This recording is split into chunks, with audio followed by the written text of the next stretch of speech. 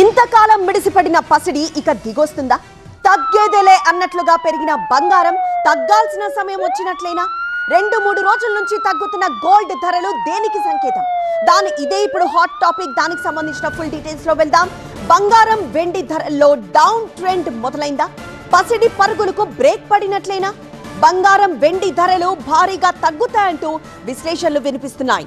ఇప్పుడున్న రేటు సగానికి సగం పడిపోతుంది అనే అంచనాలున్నాయి. ప్రస్తుతం 24 క్యారెట్ల 10 గ్రాముల ధర 1,30,570 రూపాయలు. ఇక కిలో వెండి 1,81,900 రూపాయలు. 12 ఏళ్ల తర్వాత నిన్న ఒక్కరోజే 6.3% తగ్గింది గోల్డ్ రేట్. త్వరలో బంగారం ధర 1,00,000 దిగువకొస్తుందంటూ లెక్కలేస్తున్నారు. గోల్డ్ రేట్స్ లో 50 ఏళ్ల కిందటి పరిస్థితుల్ని గుర్తు చేస్తున్నారు నిపుణులు. 1970, 1980లో 623% పెరిగింది బంగారం ధర. ఆ వెంటనే 57% పతనమైంది. తర్వాత 20 ఏళ్లు స్లో డౌన్ అయింది. మళ్ళీ బులియన్ మార్కెట్లో అలాంటి పరిస్థితులే వస్తున్నాయా? నాడు బంగారంపై క్రూడ్ ఆయిల్, ద్రవ్యోల్బణం, యుద్ధాల ప్రభావం పడింది. ఈ 5 ఏళ్లలో కోవిడ్, ద్రవ్యోల్బణం, యుద్ధాలు, సుంకాల ఎఫెక్ట్ కనిపిస్తోంది. ప్రస్తుతం మళ్ళీ గోల్డ్, సిల్వర్ రేట్లలో డౌన్ ట్రెండ్ మొదలైంది. అంతర్జాతీయంగా పరిస్థితుల్ని ప్రభావితం చేస్తున్నాయి ట్రంప్ నిర్ణయాలు.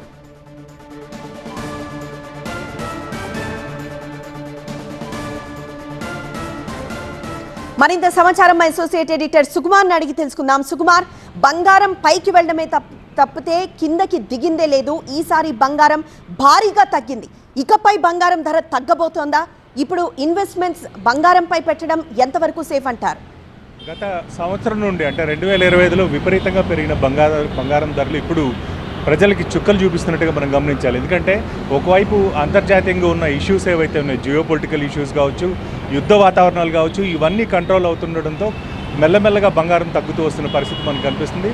కాకపోతే 2013 తర్వాత ఒకే రోజు 7.5% ఇంట్రాడేలో బంగారం కిందికి రావడం కనుక గమనిస్తే రాబోయే రోజుల్లో మరిన్ని షాకులు ఉంటాయనేది మాత్రం చాలా స్పష్టంగా కనిపిస్తుంది. మరోవైపు అంతర్జాతీయ సంస్థలు ఏవైతే ఇప్పటివరకు రిపోర్ట్స్ ఇస్తూ వచ్చాయో, అటు హెచ్ఎస్బిసి కావచ్చు, చైనా అంటే హాంకాంగ్కి సంబంధించిన సంస్థ కావచ్చు, అమెరికాకు సంబంధించిన సంస్థలు కావచ్చు, ఇవన్నీ కూడా బంగారం దాదాపు $4,500 నుండి $5,000 వరకు కూడా అంతర్జాతీయ మార్కెట్లో పెరుగుతుందని చెప్పి కంటిన్యూస్గా చెప్తూ వస్తున్నారు. ఇప్పుడు ఇవన్నీ కూడా అనుమానించాల్సిన పరిస్థితి. ఎందుకంటే రీటైల్గా డిమాండ్ ఏదైతే కొనుగోలుదారులు ఉన్నారో అది ఎక్కువగా భారతదేశం, ఆ తర్వాత చైనా మాత్రమే ఉంది. మిగిలిన దేశాల్లో బంగారానికి అంత గిరాకీ లేదు. కాబట్టి ఖచ్చితంగా రాబోయే రోజుల్లో బంగారం ధరలు మరింత తగ్గే అవకాశాలు ఉన్నాయని ఒకవైపు మార్కెట్ వర్గాలు చెప్తున్నాయి. మరోవైపు 1970, 1980లో ఏ విధంగా అయితే పెరిగిందో అదేవిధంగా ఇప్పుడు సినారియోని కూడా అందరూ కంపేర్ చేస్తున్న పరిస్థితి. ఆ లెక్కను కనుక మనం గమనిస్తే దాదాపు 50 నుండి 60% వరకు కూడా రాబోయే రోజుల్లో బంగారం ధరలు, వెండి ధరలు తగ్గే అవకాశాలు ఉన్నట్టుగా మనకు అంచనాలు వస్తున్నాయి.